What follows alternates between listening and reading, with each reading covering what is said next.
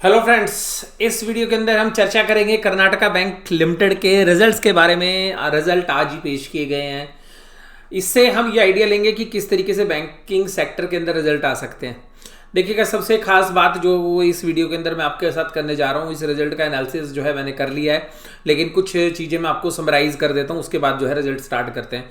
देखिएगा, Karnataka bank limited के अंदर जो भी मोरेटोरियम लोन बुक थी, उस मोरेटोरियम लोन बुक के ऊपर जो भी इंटरेस्ट था वो इंटरेस्ट में शामिल कर लिया गया है, चाहे वो इंटरेस्ट आपको मिला है या नहीं मिला है, क्योंकि ये रिलीफ सुप्रीम कोर्ट और आरबीआई ने जो है इन बैंकों को दे रखा है। तो ध्यान रखिएगा, जो मोरेटोरियम में लोन है, जिस लोन की रिकवरी नहीं हुई है, जिसका ब्याज इनको नहीं मिला है, वो भी इंटरेस्ट के अंदर इंक्लूड है due to the principle of income recognition.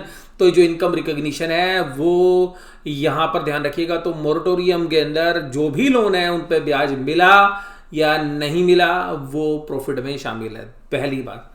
दूसरी बात क्या है कि जो भी प्रोविजंस हैं बैंक से रिलेटेड, जो भी प्रोविजंस हैं बैंक से रिलेटेड, जो भी लोन से संबंधित हैं, वो प्रोविजंस घट गए हैं। क्यों घट गए हैं? ऐसा नहीं है कि वो लोन बैड लोन्स नहीं रहे हैं, लेकिन मोरेटोरियम पर सरकार ने ये कह दिया है, आरबीआई ने ये कह दिया है, सुप्रीम कोर्ट ने ये कह दिया है कि जो टोटल एक बार 10% प्रोविजन बना लो, जो भी मोरेटोरियम में लोन है। मान लीजिएगा आपके डिफॉल्टेड लोन है 500 करोड़ रुपए के, और आप उसका बस 10% प्रोविजन बना लो, यानी कि 50 करोड़ रुपए, यानी कि अभी भी एक बहुत बड़ा पोर्शन जो है अकाउंट फॉर नहीं है, जिसकी वजह से आपको ये जो प्रॉफिट्स हैं ये काफ़ी अच्छे लगेंगे, बहुत ही बेहतर लगेंगे। और मार्केट अभी देखिएगा बल्ले बल्ले कर रही है। तो क्योंकि आप सभी लोगों को प्रॉफिट फिगर से मतलब होता है, इसलिए मैंने दोनों चीज़ें बता दी हैं। तो मेरा जो एनालिसिस होगा वो बिल्कुल इंडिपेंडेंट एनालिसिस है। मेरे पास कर्नाटका बैंक की कोई भी पर्सनल होल्डिंग नहीं है। मेरा किसी भी तरीके का डायरेक्ट या indirect interest Karnataka bank limited में नहीं है। तो मैं जो भी राय आपके साथ रखूंगा वो बिल्कुल व्यक्तिगत राय होगी। आइएगा, व्यक्तिगत राय जो है मैं आपके साथ जो है रखता हूँ। अब इस राय से देखिएगा, सबसे पहले जो इंटरेस्ट की अर्निंग आई उनको हम क्यू ऑन क्यू जो है एनालिसिस नहीं करना चाहिए या ईयर ऑन ईयर करना चाहिए, ये मैं अब चर्चा पहले भी कर चुका हूँ। तो देखिएगा, ईयर ऑन ईयर नहीं होना चाहिए, क्योंकि बैंक के अंदर एक्यूमुलेशन का प्रिंसिपल होता है, तो पिछले क्वार्टर से कंपेयर करना चाहिए। लेकिन मैं फिर भी आपको बता रहा हूँ कि दोनों क्वार्टर के मुकाबले में जहाँ 1600 करोड़ की इंटरेस्ट इनकम थी, वो करीबन करीबन जो है म्यूटेड है, बराबर है या थोड़ी सी घटती हुई है, यानी कि उसके बराबर भी आप नहीं पहुँचे हैं। दूसरी बात है आपकी अदर इनकम की फिगर्स। जो अदर इनकम की फिगर है उसको ध्यान से देखिएगा। जो 372 करोड़ थी पिछले साल सेम क्वार्टर के अंदर, और अभी इसी साल जो इससे पिछला क्वार्टर गया यानी कि सितंबर क्वार्टर, उसमें 329 थी। उन दोनों के मुकाबले में ये 273 करोड़ है। तो यानी कि आपकी ये वाली इनकम भी और ये वाली इनकम भी और टोटल इनकम जो मिलाकर है वो पिछले साल के बराबर भी नहीं पहुंची है, ना पिछले साल के बराबर पहुंची है सेम क्वार्टर के अंदर, और ना पिछले क्वार्टर के बराबर पहुंची है। तो वहां पर आप देखिएगा तो करीबन पिछले क्वार्टर से करीबन 50 करोड़ का और पिछले साल से करीबन 125 करोड़ का जो है कम टोटल इनकम हुई है। इंटरेस्ट के खर्चे जो हैं आपके देखिएगा, यहाँ पे इंटरेस्ट एक्सपेंडेड घटा है आपका। तो इंटरेस्ट, क्योंकि रेट ऑफ इंटरेस्ट घट गए हैं, तो इनको भी आरबीआई को कम पैसा देना है या अपने डिपॉजिट्स पे कम पैसा देना है। ऑपरेटिंग एक्सपेंसेस की अगर हम बात करेंगे तो जो ऑपरेटिंग एक्सपेंसेस हैं वो सिग्निफिकेंटली बढ़े हैं, यानी कि जो 378 करोड़ थे पिछले साल, पिछले क्वार्टर में 404 करोड़ थे, वो 449 करोड़ है। इसमें काफ़ी बड़ा मेजर जो पोर्शन है वो सैलरी बढ़ने का है। तो सैलरी जो बढ़ी हैं पिछले साल के मुकाबले में, और उसके वजह से आपको यहाँ पे जो टोटल खर्चे हैं वो पिछले सेम क्वार्टर के आसपास ही नज़र आ रहे हैं, केवल 3 करोड़ का फ़र्क है।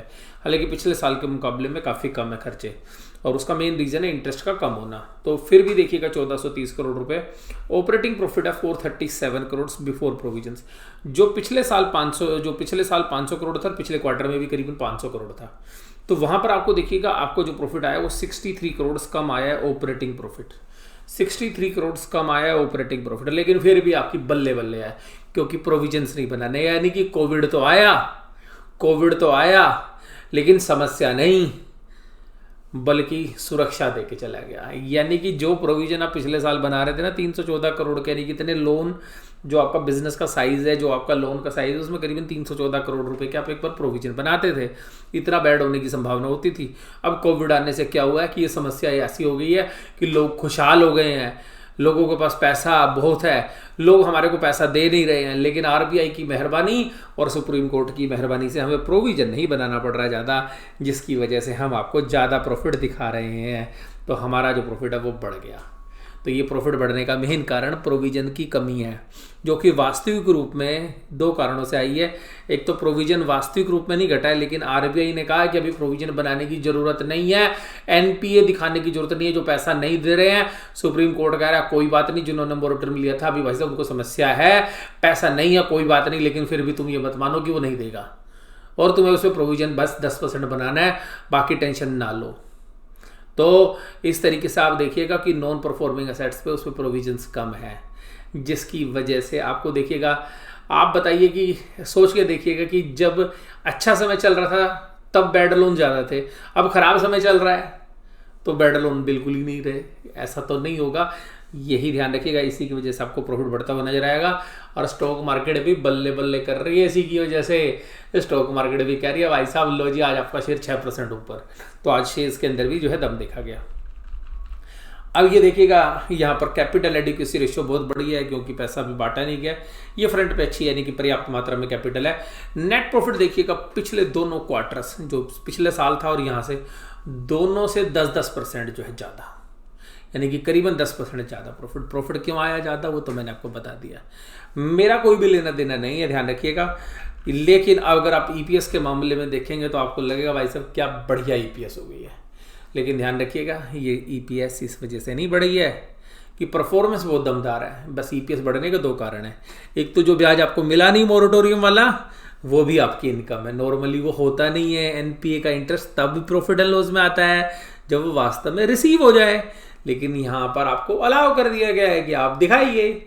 और दूसरी बार आपको प्रोविजन क्या करना है, जो लोग पैसा नहीं दे रहे उन पे जनरली 30 या 40% प्रोविजन बनता है। ये कह रहे हैं भाई साहब अभी उसको मानो ही मत कि वो नहीं देगा, कोई बात नहीं, तो प्रॉब्लम में है, अभी नहीं भी देगा, जब नहीं देगा तब की तब देखेंगे, अभी प्रोविजन ज़्यादा नहीं बनाना, केवल 10% बनाना है, जिसकी वजह से आपको प्रॉफिट बढ़ते हुए नजर आ रहे हैं।